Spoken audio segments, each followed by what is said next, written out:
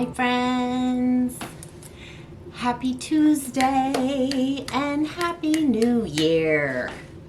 I am Dory Patrick. I am a mixed media artist living and working in Cedar Rapids, Iowa. Welcome to my home studio. Welcome to this channel and this brand new video for 2024. Can you believe it? Holy moly. That year flew by, didn't it?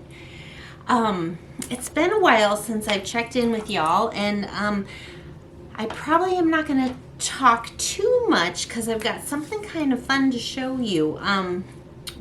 Every year I dive into a new planner, and this video is going to be all about how I prep the surface. I make the outside of the planner all jazzy, and then I do a little bit of collaging on the inside to make it a little more fun. So I'm going to show you that process. But this has been something I've been doing now. I've counted my books. Not sure if you can see them in this shot. They're up above there. This will be my 6th one.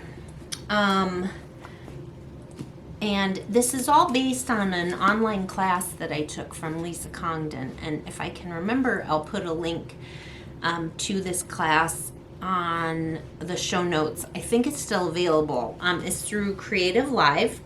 And she talks about how she organizes herself and her process and how she uses the Moleskin daily planner to do that. And this is now my 6th one. This is my new one. I'm not sure how that's... There we go. It's a little better. This is my new one for 2024. It is the Moleskin Daily Planner. I will try to put a link to a couple places you can get this planner also. It's not too late to start. What I love about this format is there is a page for each day. So the way I use it is laying out my daily to-do lists on each page, and then things that don't get done get forwarded to the next day, and so on and so forth. I've found, at least for me, when big projects come up, it really helps a lot for me to not feel overwhelmed when I can break it down into manageable steps. Does that make sense? You know, like when I'm getting a solo show together, the first step is analyze the space, figure out how many pieces I can make realistically to fill the space, and kind of a rough idea of where all the pieces are going to go. So sometimes that will be a task. Figure out the space. Next task, pick out all the pieces that I'm going to work on, or order the canvases or wood panels or whatever it is I'm working on. And then I'll just keep on breaking down this big project into smaller, more manageable steps. So that's what I'm hoping, that's what I'll be sharing with you today, and I hope that you enjoy it. I think there's still a video up of when I did my 2023 planner. It's still out there on the channel, and I got so many great responses from it. The thing about these is it's not just a way to organize my work week or my day or whatever. It is a very utilitarian thing for me, but it is also, when the year is done and I pop this on the shelf with the other ones, this is a documentation of what I did that year. The hubby and I were sitting down a few days ago, I think it was right around the holiday, and we are pretty tired, and I was looking through the 2023 planner just for I think I was looking for a note that I had written down or something, but I was paging through this thing and I said, honey, we did a lot this year. I didn't really realize it until I really looked back at all the documentation that was in here. So this also kind of becomes a bit of a diary or a bit of a journal. Sometimes I'll make very specific notes, like I want to remember where I ate dinner with a friend or what we were celebrating that day or whatnot. It also becomes a place to just doodle. You know, if I'm waiting at a doctor's office and just need, you know, a moment to just to kill some time or something like that. So and it will also, I also have little bits of pages that day after day there's nothing written in them because I probably am like so frantic getting something done or working on something that I just didn't bother to write it down. I try to be good about it, but yeah, it just becomes this really cool little time capsule for you and your family too. I mean, it could be just your own personal journal. It could be some sort of documentation for everything that your family does as well. So I really like that aspect of it. And I'm just continuing. I haven't found anything I like better. And believe me, I have tried planners. I love the idea of a good planner, but this system seems to work the best for me. And heaven forbid, we cannot have just a plain old boring planner. I mean, no offense if you don't feel like putting the energy into it, but I feel like the planner really becomes my own when I put my own stamp on it and just make it a little more fun to use. And by the end of the year, not only will this interior page, this is already collaged, but I will have added lots of stickers and ephemera and little collage bits and doodles throughout the year. And this will be just jam-packed with information and memories from 2024. So I am going to switch on over to the video. I'm probably going to speed it up just a little bit to show you the process, and I'll do a voiceover to kind of show you how what I do to prep the surface, the supplies that I use to decorate it with, and I hope you enjoy it. And I hope if you're thinking about kind of a new way to be more productive and a little more organized, or just to document your day to day, I hope you might give this a try. And I would love to hear about your ways of working on big projects, meeting deadlines, all that good stuff. I love to hear from you all. I hope you all are having a wonderful beginning to the new year. Like I said, I can't believe it's here already. Holy moly. And there is not a whole lot of time for me to rest. I have some fun projects on the horizon for the early part of the year, which I will share with you in another video. So let's get to it. Let's decorate this planner. Okay, here we are. Hello, hello. This is VoiceOver Dory. I'm recording this on my laptop, so I hope it sounds okay. There it is, the Moleskin Daily Planner for 2024, my absolute favorite. So I open up the book and I get some medium grit sandpaper.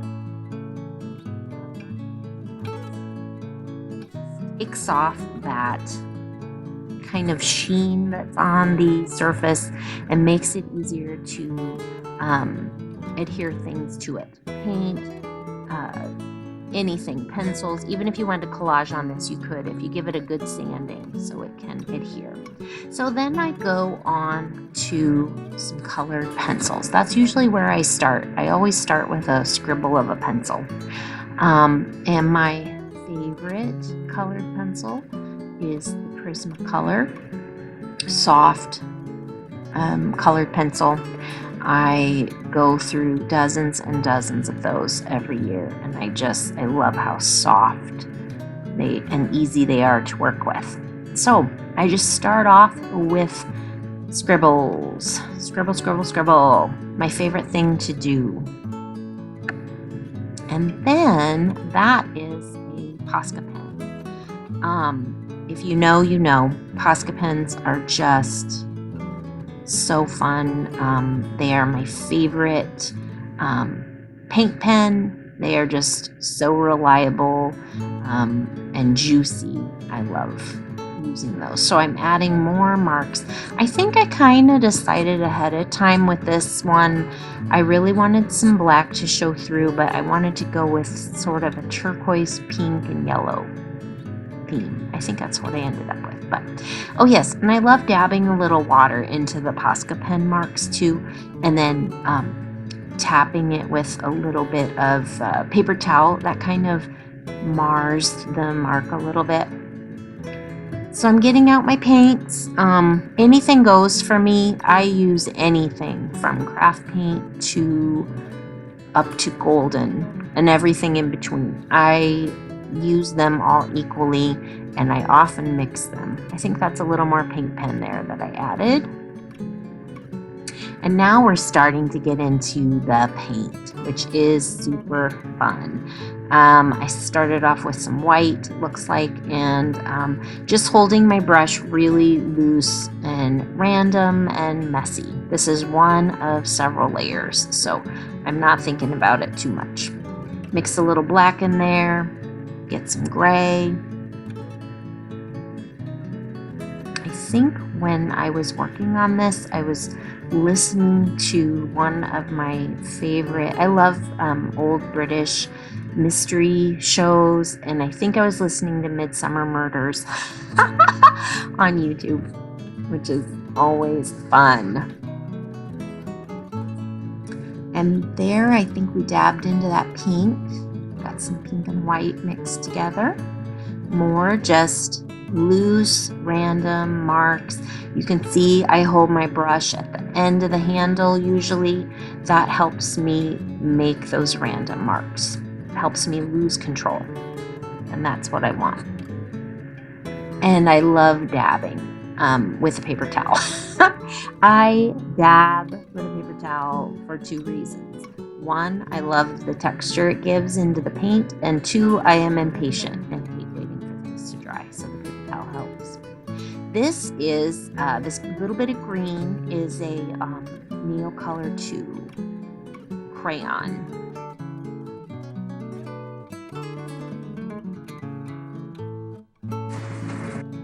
And now I've got the heat gun out, just giving everything a quick dry.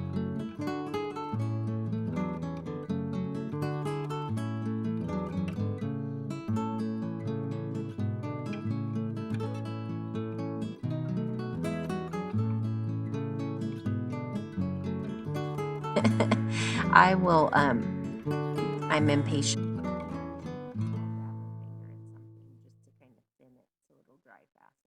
Okay, now this is when we're really getting into the mamma jamma stuff. That is a color shaper.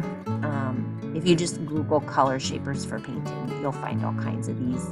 They are kind of a silicone wedge tool, and I love applying paint with these in so many different ways.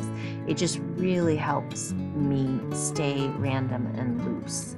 And that was just some white craft paint, I think, that I layered on top.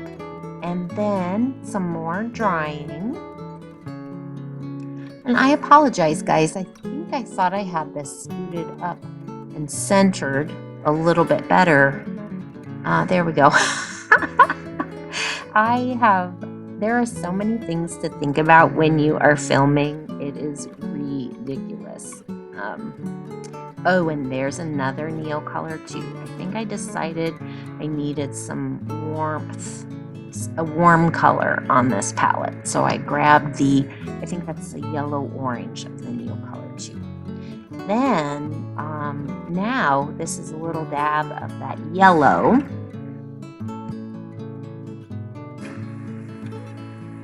That golden, it's a yellow paint by Golden. More dabbing.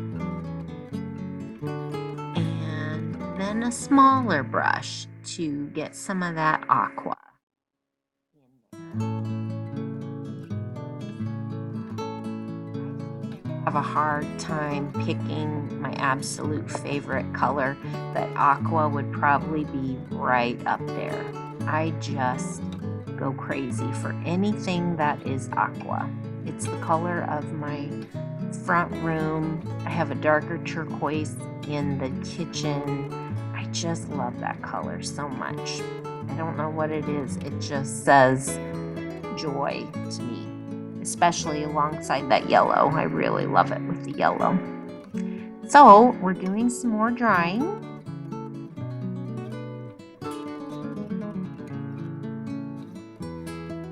And I am coming back with a Posca paint pen. I love making little repeat marks, and then while it's still wet, I tap it with my fingertip and then move those marks to another part, or just close to the place where I just made marks.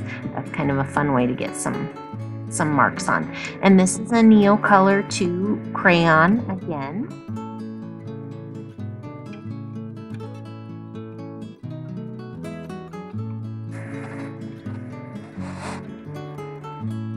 And I'm making a few more little marks with a Posca pen.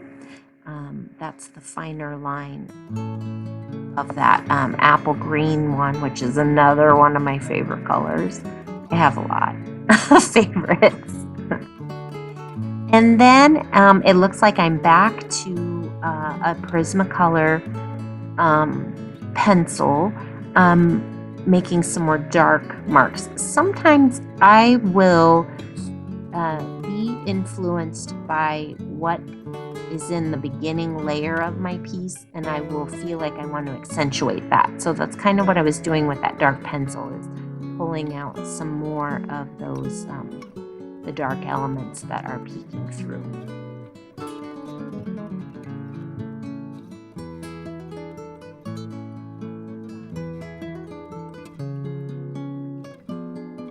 That varnish that I love to use is by Liquitex. Now the reason I'm doing a quick layer of the varnish now is some of those elements that I've added to the piece are water soluble. So like those Neocolor 2s are water soluble. So if they get wet, they're gonna smear again. But the varnish sets it in stone, basically. I mean, you know, not in stone, but it sets it. So I won't have to worry about it smudging or moving on my hand later on when I handle this piece. And I can't remember if I think I did maybe a couple layers of that varnish. I think I was speeding it along so that I could show you guys the process. But we're still not done yet. We're drying again. I use my heat gun a lot more when I'm demoing for people than at home. If I was just working in my studio and not doing a demo piece, I would just be working among several pieces.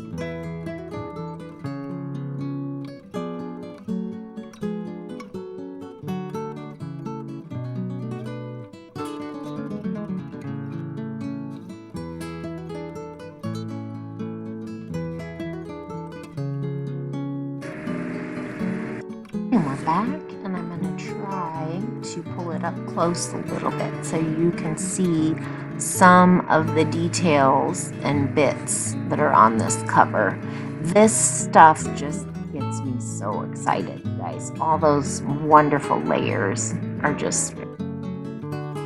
So what I have also done with each planner is I've written the year on a piece of little scrap canvas, and I put it on the bottom right hand corner of the cover of the book. So that is a scrap piece of canvas, Posca pen, and then I will glue that to the front of the book with some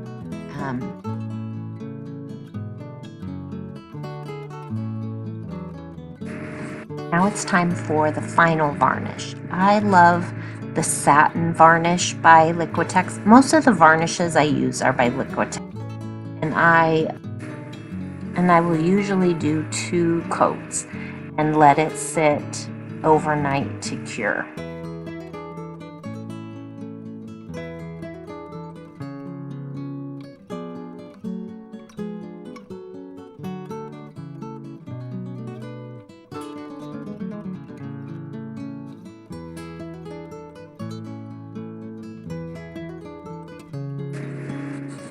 Okay, then usually a day or 2 after I do the cover, I have this thing I do with the inside cover of the journal. I love to collage lots of different bits into my journal. It is something I started with the very first one. It gives me this little burst of eye candy when I open my journal, and I just love it. So this is a random assortment of images that I've collected over time. So things that I found in magazines that I found inspiring. Some of them are doodles that I've done. Some of it is photocopies. Like that piece there is a photocopy of a piece of my art that I glue down as a background. It's just a way to create a fun little burst of color inside your book. And it's probably a great time to say, you know, these are not images, not all of these images are mine. They are copyrighted images by other artists, and they are photographs that other people took. So, but this is my personal journal that I am enjoying just for me. But you don't ever want to take someone else's images and use them in your art as something to sell, of course. I know that kind of goes without saying, but I've recently been reminded through kind of a yucky experience that not everybody follows that rule. But these are images that are not all mine, but because I'm just using them for my personal enjoyment, it's totally okay.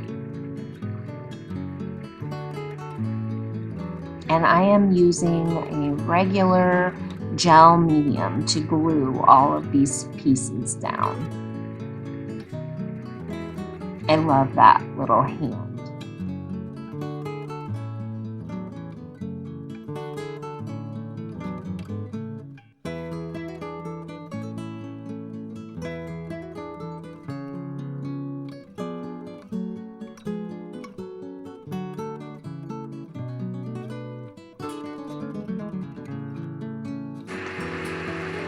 Basically, you're including things that make your eyeballs happy and things you would love to see when you open your journal every day to work in. I don't give it a whole lot of thought. I really just kind of do this intuitively. I just play around until I find things that fit the way I want them to.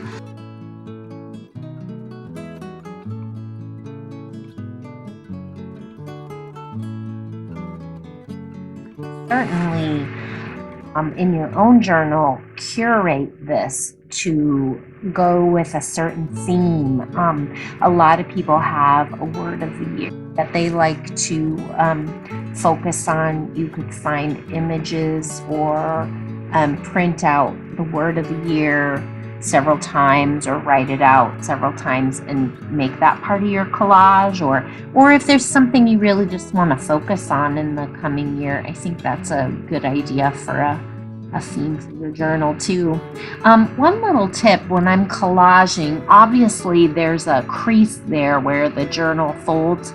I try to avoid heavy papers and such in that fold because it will, with time, it just gets funky.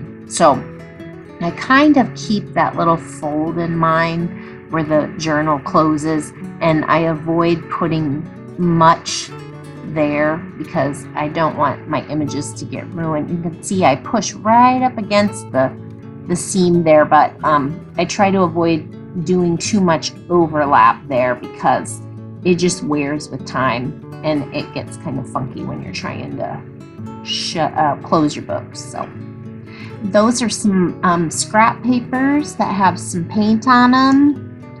Really, anything goes. I save everything that speaks to me in the moment. Every once in a while, I'll go through a purge where I really need to clean out my collage bin, and I let a lot go. But having all these little doodles and clippings from magazines and stuff just is so much fun. It is hard to let go of stuff. I admit, I am always glad I have a good variety for a project like this.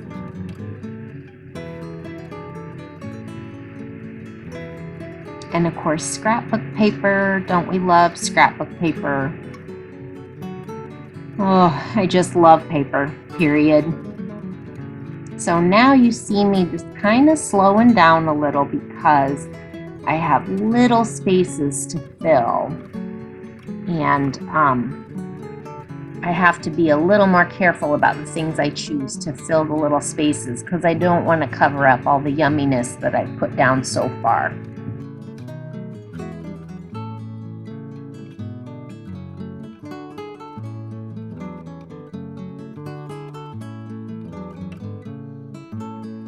Now here is my beloved sticker stash. If you know anything about me, you know I am crazy about stickers. I mean, seriously, I love stickers so much.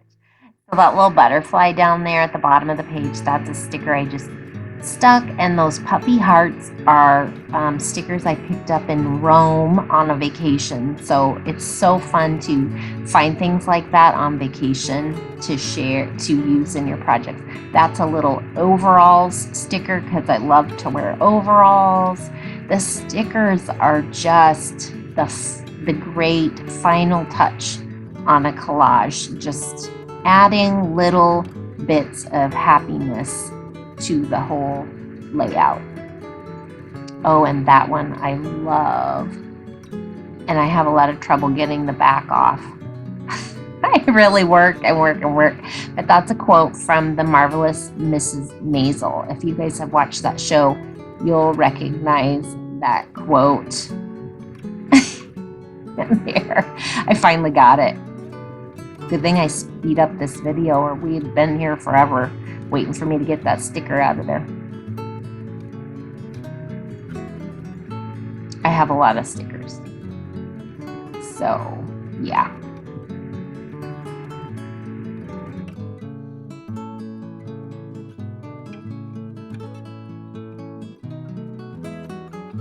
And I'm doing some final little touches, some more little baby stickers. It's hard to stop.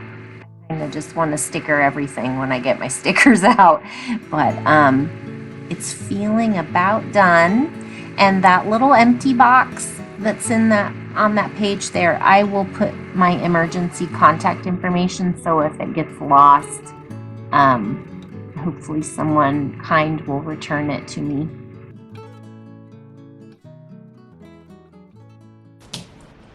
Hi again, guys. Thank you so much for joining me on this little journal prep process. I hope that it was kind of fun for you to watch and maybe inspires you to get started on your own 2024 planner. Again, I love to hear any kind of tips or things that you find useful for keeping yourself on track on your creative journey or with your creative business. Feel free to share them in the comments below.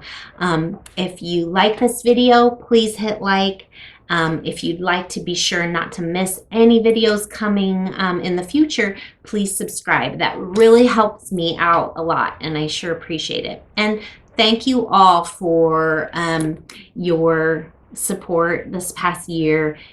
Support comes in many different forms. It comes in purchasing from me at a show, or purchasing through my Etsy shop, or just sweet comments on Facebook or Instagram, sharing your projects if you have taken any of my courses. All of it just really fills my heart with joy, and I just can't believe that I'm so lucky to do this with my life.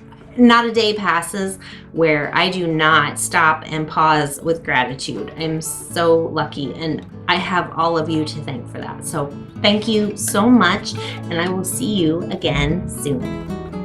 Bye-bye.